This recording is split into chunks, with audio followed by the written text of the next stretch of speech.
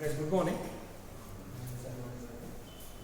I think everyone knows that the acceleration of a vehicle.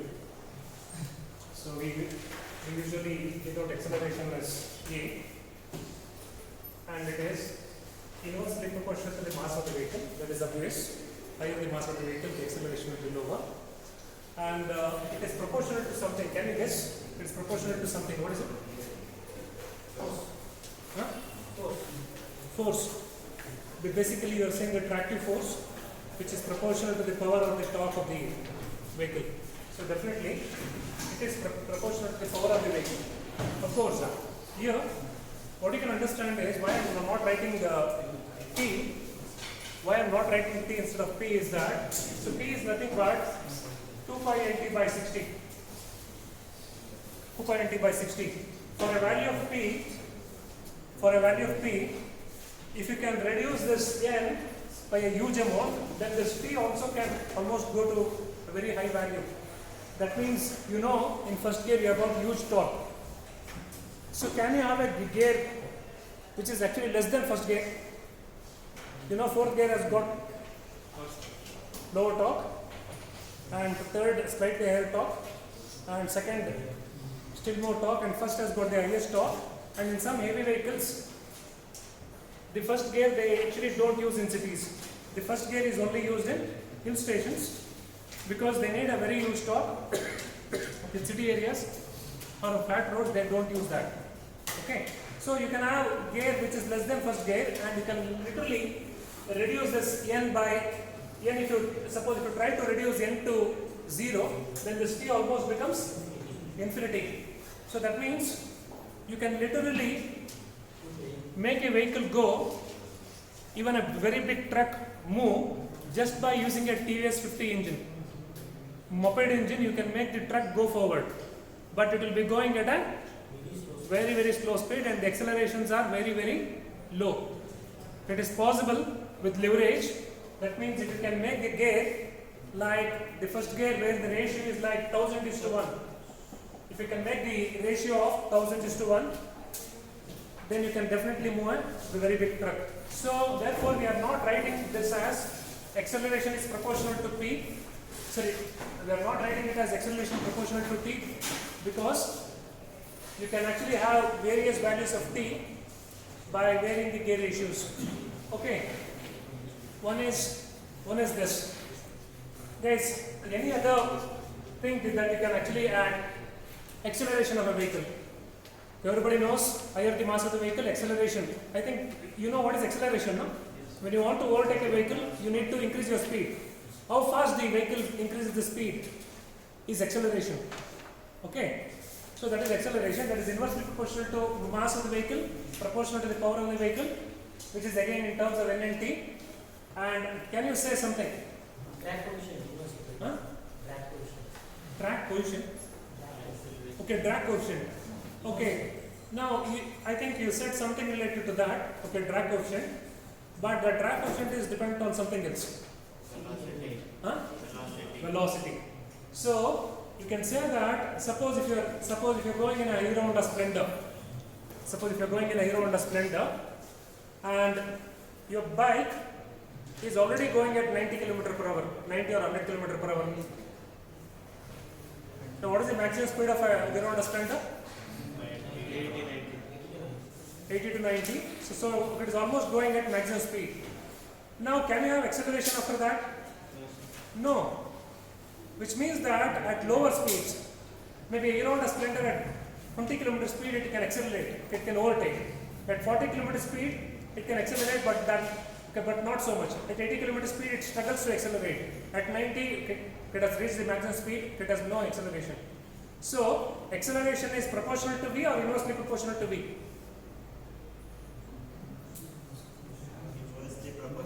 Inversely proportional to V. So we want an equation. We want an equation which says something like this.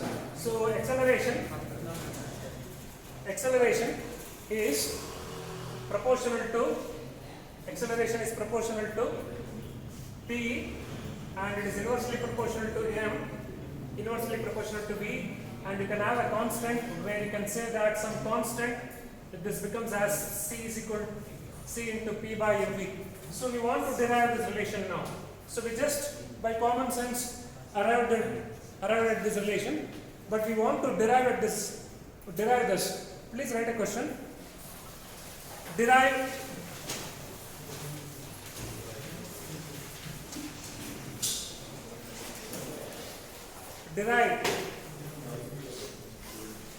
the equation for acceleration. Derive the equation for acceleration. Derive the equation for acceleration in terms of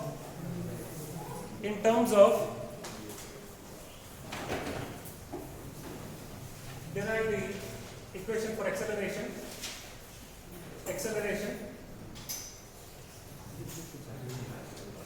in terms of P, then mass of the vehicle, and V. Or I can give the question as relate acceleration to power of the vehicle, mass of the vehicle, and velocity of the vehicle. We actually don't derive this from first principles. We already know some basic equations. Using that, we try to do this. I think everybody knows this equation, the most famous equation across the world, F is equal to ma, which means that if there is a body which is applied with an external force, that external force can come from the wheel, the tractive force, or from outside. When there is an external force F, which is the tractive force, if this is the mass of the vehicle, then the acceleration that it gains is given by this. So you can write this equation as A is equal to F by M. A is equal to F by M. Sir, how come acceleration is inversely proportional to this? Means basically acceleration will be velocity by time taken. Yes, ma'am. But I am speaking about acceleration is V by T, that you know. But I am speaking about acceleration of a vehicle at various speeds. At low speeds, you can accelerate faster. But when you are already at maximum speed, can you accelerate? You can't. So we are trying to relate acceleration to the instantaneous vehicle speeds. Okay, if you are going at low speeds, then there is some cart or bullock cart or something is going, you can easily overtake. Suppose if there is a bus which is already going at 80 km/h, you are in a Hero Honda Splendor, you will definitely think twice before you overtake, because when you actually open the throttle fully also, the vehicle struggles to accelerate and go past the vehicle.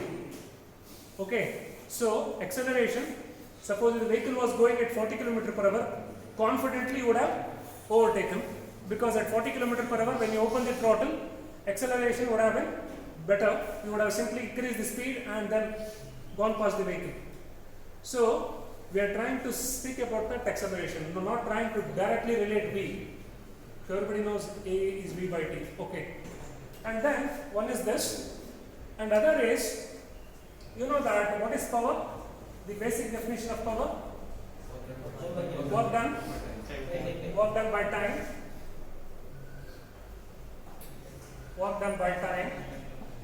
And we all know that work done in terms of mechanical work done is basically trying to push a mass of M, whatever.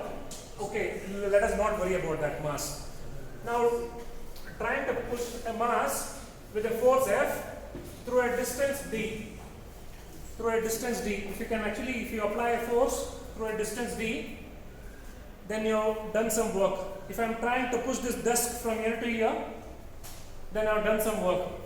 Suppose if the desk doesn't have lubrication below, suppose if the desk has some wheels, then the force required to move is less. So that means the work that you have done is less. Suppose if there is no wheels for the desk, then it is on the hard ground, there is a lot of friction, then you need more force and you cover some distance. That force into distance is work done. Okay, that is mechanical work done. So we can write this as F into D divided by time. So D is nothing but distance covered. So d is nothing but distance. We already know that distance is nothing but what? Sorry, we already know that distance divided by time is what? Velocity. So we can write this as, so power is equal to F into V. So power is equal to F into V.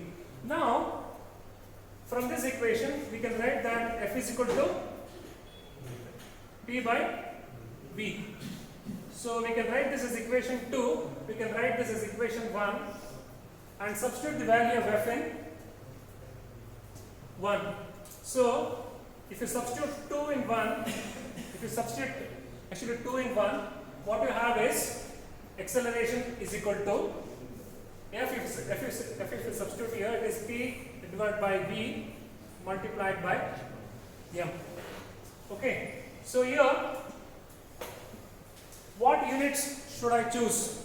What units should I choose? So let us actually start from here. What units that we are choosing here? So in this equation F is equal to MA. In this equation F is equal to MA.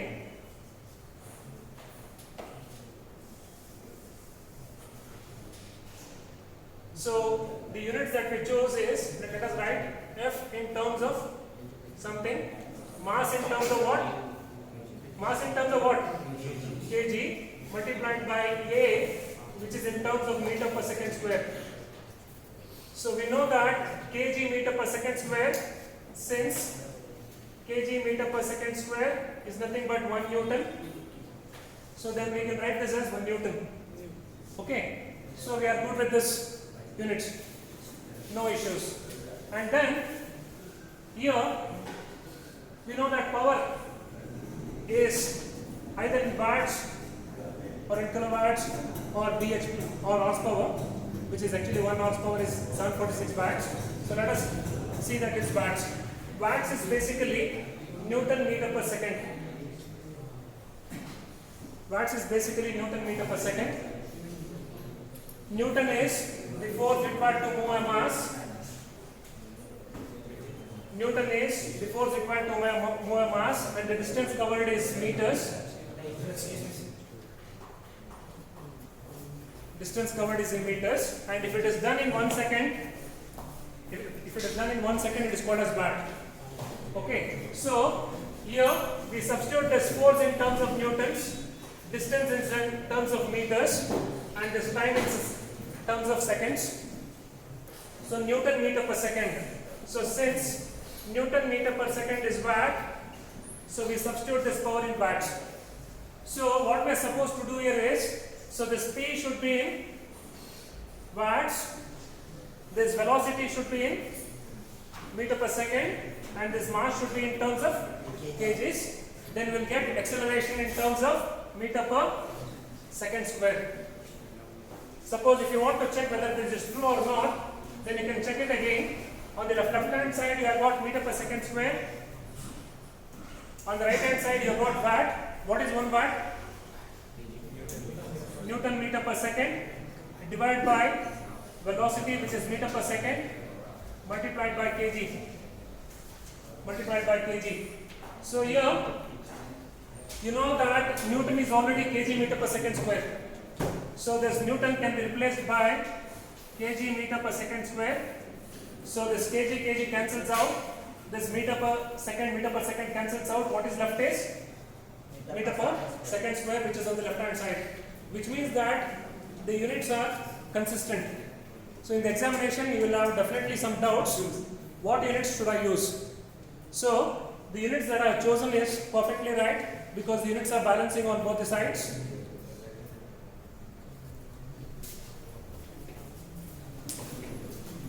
Okay, with this, let us try to check with an example.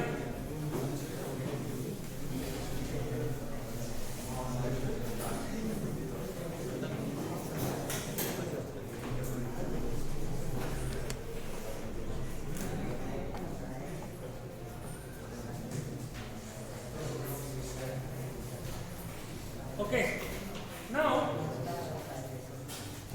suppose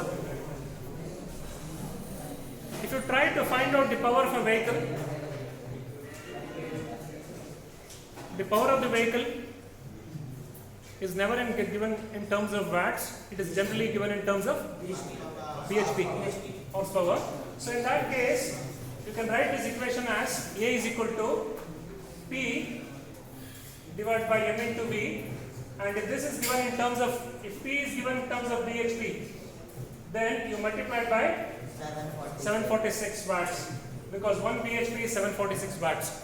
So the equation becomes P into 746 divided by M into V.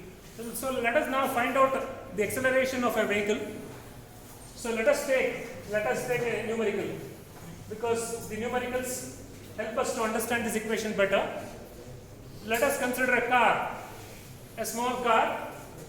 Usually most small cars are like 1000 kgs. Okay, and let us find out the acceleration for different velocities. Let us assume that the car has got a constant input torque. That is not true, of course. It has got a varying torque. Sorry, okay, I made a mistake. Let us assume that it has got a constant power. Let us assume that it has got a constant power. So let us assume that bhp of the car is 100. bhp of the car is 100.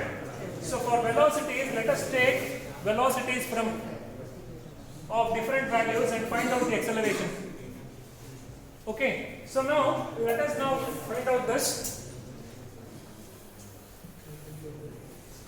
So acceleration is equal to P which is 100 bhp. So 100 into 746 divided by M, which is 1000 kgs,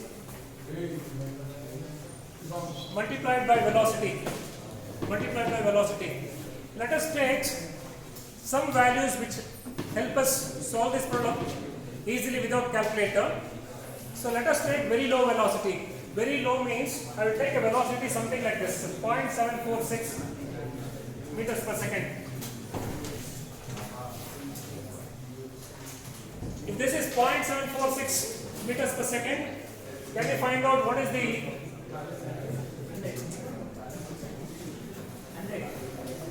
so this becomes 10. Sorry, this becomes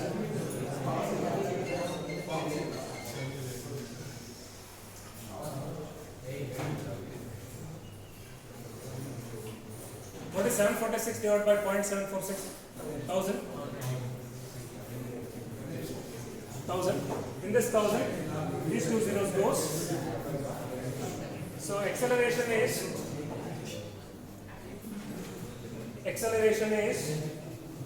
how much?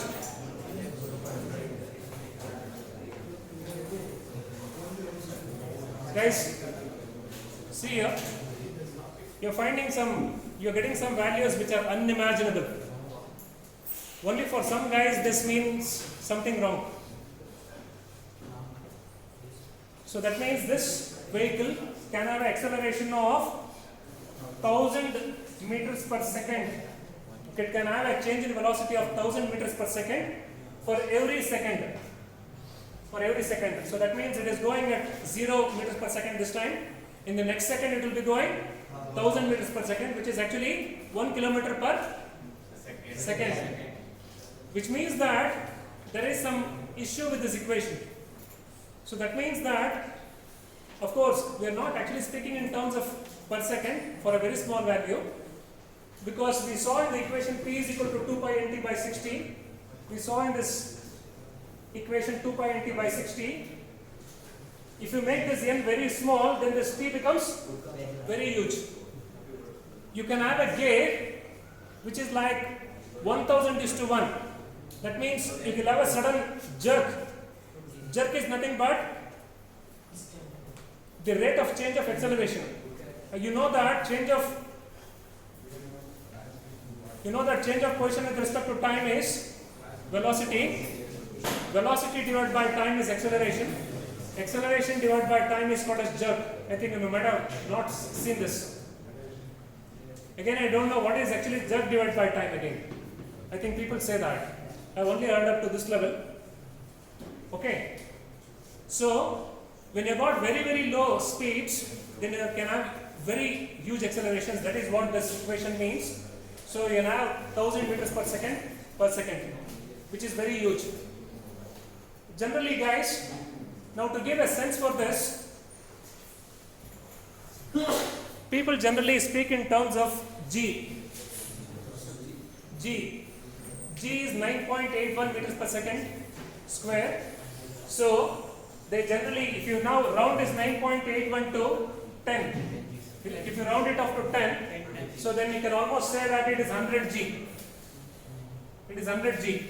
So that means the acceleration is 100 times acceleration due to gravity. If you accelerate with this, your eyeballs will go behind. So that means the acceleration is so fast. All your internal parts will go behind because your body can't hold that acceleration. People can't resist 3 or 4 G. Forget about 100 G. Sorry, forget about this 100 G. Okay, so like this for 0.746. Suppose if I make this as 7.46. Suppose if I make this as 7.46. Then instead of 1000 it becomes 100. So then 100 cancels. What you have is, the acceleration that you will have is, for velocity equal to 0.746, this is this. For velocity equal to 7.46, you will have acceleration of 100 meters per second square. For velocity is equal to 74.6, acceleration will be 10 meters per second square. For velocities, guys,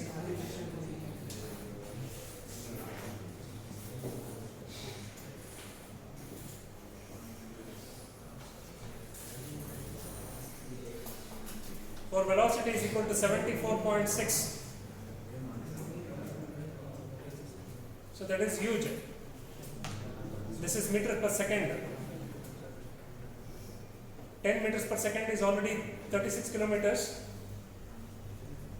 So this is already, even at light, with this velocity, it has got acceleration of this. So basically what you are supposed to see is that in any vehicle, suppose the instantaneous velocity of the vehicle is this, the acceleration of the vehicle divided by G, it could be up to 1 or 2. It actually goes on decreasing with the velocity of the vehicle. For cars, it will be higher because the mass is less. For heavy trucks, it will be something like this. For trucks, it will be something like this because for trucks, the mass is very huge for the same power. Maybe some cars have got around 250 bhp, and even the trucks have got almost the same power, 250 bhp. For the same power of P, if the mass increases, then definitely acceleration at various speeds starts decreasing. So this is the relation between acceleration and velocity of a vehicle.